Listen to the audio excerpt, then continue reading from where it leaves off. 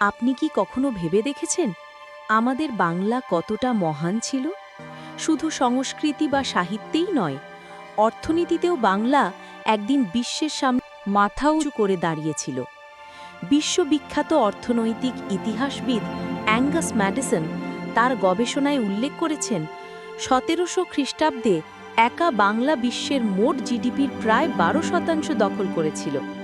ভাবুন একবার, আজকের দিনে ইউরোপের শক্তিশালী দেশগুলো England, France, Germany, Italy, Sweden, Switzerland, Netherlands, এমনকি আরও কিছু ইউরোপীয় দেশ একসাথে যত অর্থনৈতিক ক্ষমতা রাখে, সেই সমান শক্তি ছিল একা বাংলার হাতে।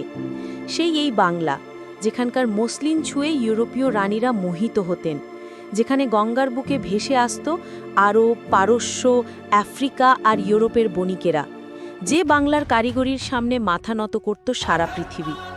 বাংলা ছিল শুধু একটি ভূখণ্ড নয়, এটা ছিল বিশ্ব অর্থনৈতিক প্রাণস্পন্দন।